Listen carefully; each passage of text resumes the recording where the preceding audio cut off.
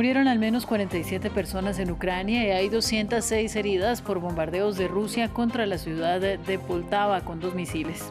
La primera dama de Ucrania dijo que fue el ataque más letal de la guerra este año. Los misiles además dañaron un edificio del Instituto Militar de Comunicaciones.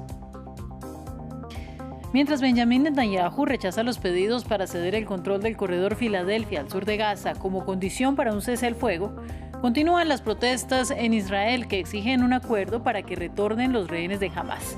Los manifestantes lo acusan de usar ese punto de las negociaciones como excusa para alargar la guerra. Y en el Canal de la Mancha murieron al menos 12 migrantes que intentaban cruzar hacia Reino Unido. Francia informó que la embarcación se volcó y continúan las operaciones de emergencia para encontrar 2 desaparecidos. Regresamos con ustedes y con más noticias de France 24. Bienvenidos. Vamos a comenzar con la información de la guerra en Ucrania. El gobierno de Kiev denunció un brutal ataque sobre la ciudad de Poltava en el centro del país, que dejó al menos 47 ciudadanos fallecidos y 200 heridos. 2 misiles cayeron sobre el Instituto Militar de Comunicaciones de la urbe, dejando a decenas de personas bajo los escombros. En el lugar continúan las operaciones de rescate y la identificación de las víctimas. Otro ataque mató a 2 personas en la región de Zaporilla, parcialmente controlada por las fuerzas de Moscú. Allí se encuentra la planta nuclear que será visitada por el presidente Volodymyr Zelensky y el jefe de la Agencia Nuclear de la ONU, Rafael Grossi, quien ya está en Kiev. Zelensky se refirió previamente a lo ocurrido en Poltava. Según la información disponible, 2 misiles balísticos impactaron en el territorio de una institución educativa y un hospital cercano. Uno de los edificios del Instituto de Comunicaciones quedó parcialmente destruido. Más de 180 personas resultaron heridas. Hasta la fecha se sabe que han muerto 41 personas. El presidente ruso Vladimir Putin continúa con su visita a Mongolia, donde ha sido recibido con honores pese a una fallida orden de arresto de la Corte Penal Internacional contra el mandatario. El gobierno mongol es señalado por no haber cumplido este requerimiento al ser miembro del organismo. Putin dijo que Rusia está considerando suministrar gas a los consumidores mongoles como parte de la construcción de un importante gasoducto que conecta Rusia y China. Así, Moscú espera compensar la pérdida en sus ventas de gas en Europa desde el inicio de la guerra de Ucrania. En tanto, el presidente mongol habló de la orden de la CPI que decidió no acatar. Apoyamos firmemente el fortalecimiento de la coordinación y el papel central de las Naciones Unidas en los asuntos mundiales. Por ello, nuestro país considera que las dificultades y los malentendidos internacionales deben superarse mediante el entendimiento mutuo, la confianza, el respeto y el diálogo, y deben resolverse en el marco de las normas jurídicas internacionales. Por lo tanto, expresamos nuestra confianza en que nuestro vecino eterno, Rusia, mostrará liderazgo en acciones para la paz mundial, la seguridad, el desarrollo sostenible y el bienestar de la humanidad, y hará una valiosa contribución al fortalecimiento de la confianza, el respeto mutuo y la cooperación de los países del mundo. Vamos a la Franja de Gaza. La Organización Mundial de la Salud se pronunció en el tercer día de pausa humanitaria para vacunar a los niños gazatíes contra la polio. El organismo dijo que el proceso avanza más rápido de lo esperado. 160.000 menores ya recibieron su primera dosis y representan más de un cuarto de la población objetiva. En paralelo a la campaña de vacunación, continuaron los ataques de Israel en otras zonas del enclave. Y en las últimas 24 horas perecieron al menos 33 ciudadanos palestinos. Además, el ejército israelí sigue con sus redadas en Cisjordania.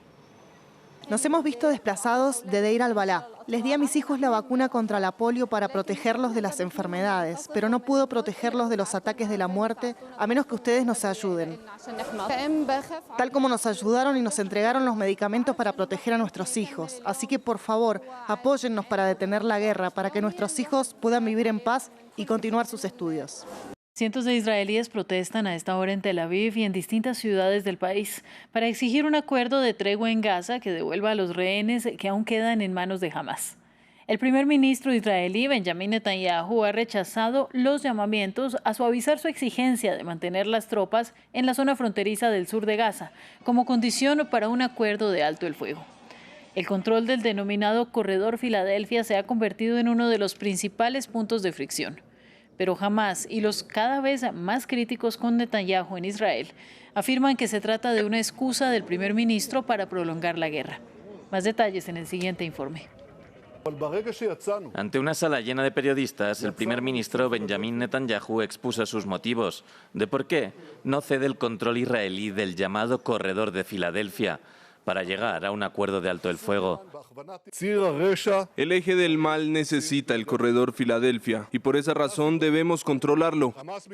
Hamas insiste por esa razón en que no estemos allí y por esa razón yo insisto en que estemos allí. 14 kilómetros de largo y 100 metros de ancho.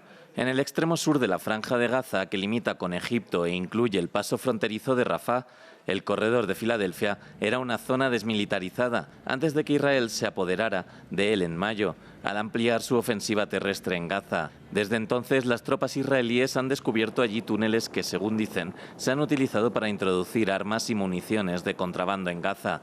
Pero como parte de un acuerdo de alto el fuego, Hamas exige desde hace tiempo la retirada completa de Israel de la franja, mientras que Egipto se opone a la presencia militar israelí en la frontera. Los comentarios de Netanyahu se produjeron al final de un día de protestas en todo el país. La recuperación de los cadáveres de 6 rehenes en Gaza el domingo ha avivado la ira y las crecientes acusaciones de que el primer ministro buscaba excusas para prolongar la guerra. This time it's the Philadelphia corridor, which is really very insignificant in the... Esta vez se trata del Corredor Filadelfia, que es realmente muy insignificante en el contexto más amplio de la guerra entre nosotros y Hamas en Gaza. Todos los expertos en seguridad, todos los generales, todos los jefes del Mossad, del servicio secreto, todos dijeron podemos retirarnos y si en algún momento en el futuro surge la necesidad de reaccionar contra el Corredor de Filadelfia, podremos volver a tomarlo.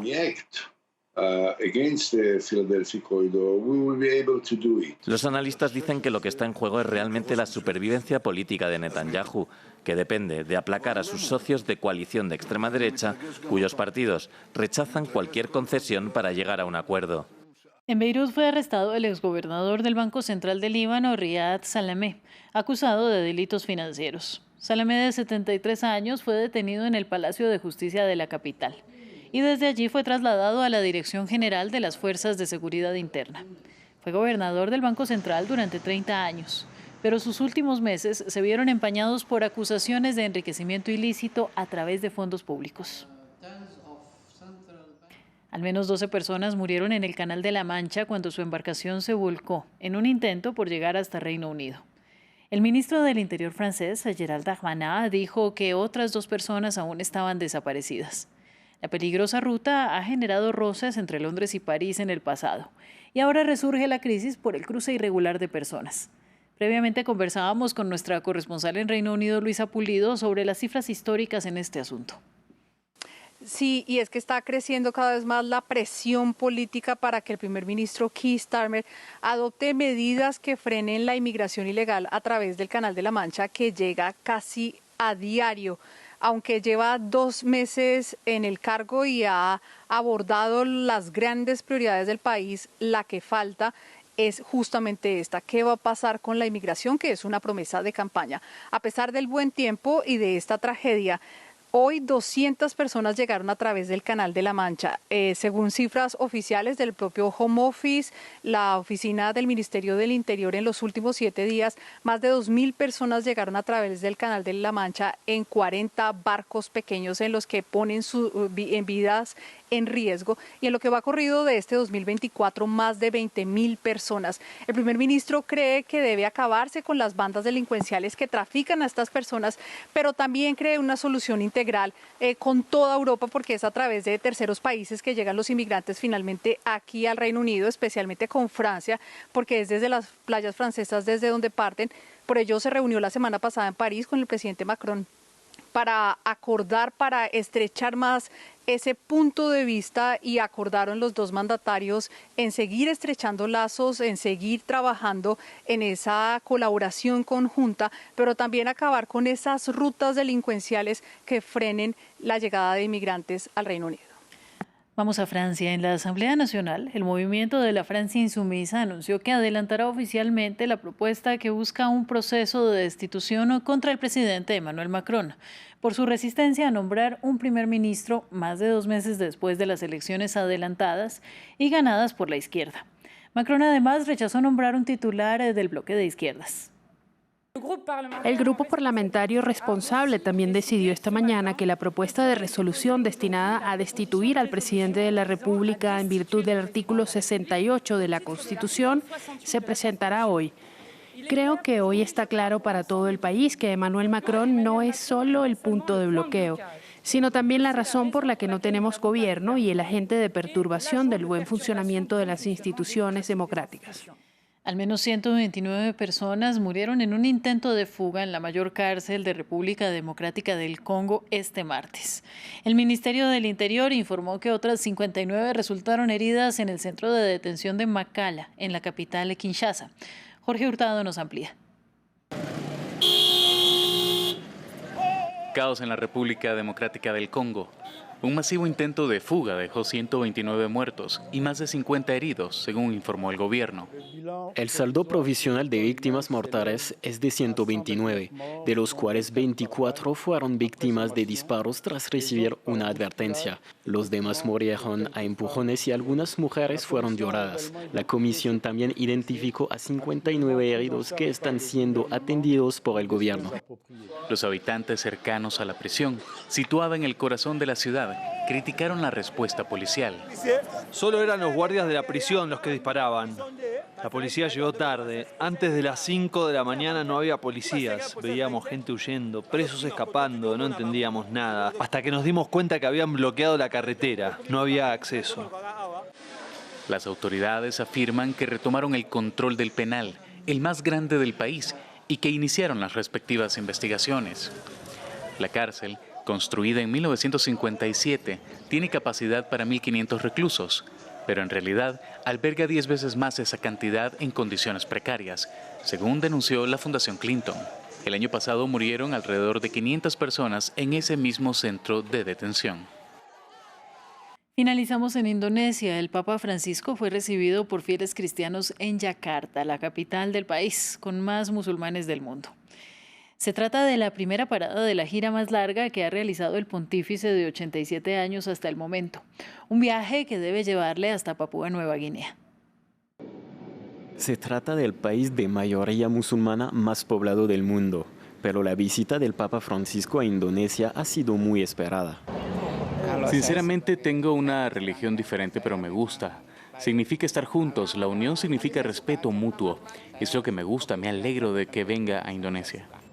A sus 87 años y con una salud frágil, el Papa Francisco se ha embarcado en un viaje de 12 días en 32.000 kilómetros por el sudeste asiático. Su primer compromiso será un discurso ante los líderes políticos el miércoles. Uno de los asuntos principales es el cambio climático en una ciudad que lucha contra la contaminación atmosférica, las inundaciones y el hundimiento de la tierra. Apoyo firmemente que la Iglesia plantee más cuestiones en torno a la contaminación. Así, la congregación es más consciente de la importancia de un aire sano y fresco. El jueves, el Papa se reunirá en la mezquita más grande del sureste asiático con líderes de las 6 comunidades religiosas oficiales del país, con la tolerancia interreligiosa como tema prioritario. Es una alegría para nuestro país, especialmente para nosotros los católicos. Esperemos que la visita del Papa pueda fomentar la tolerancia religiosa en nuestro querido país de Indonesia. 8 millones de católicos viven en Indonesia, un país musulmán al 97%. Uno de los principales objetivos de la visita será promover el diálogo entre el Islam y el cristianismo en un momento en que la hostilidad religiosa aumenta en el país. Durante su estancia, el Santo Padre oficiará una misa al aire libre en un estadio de 80.000 asientos. Su épico viaje le llevará después a Papúa Nueva Guinea, Timor Oriental y Singapur. Eso es todo por el momento y nos vemos más adelante con más noticias de France 24. Buenas tardes.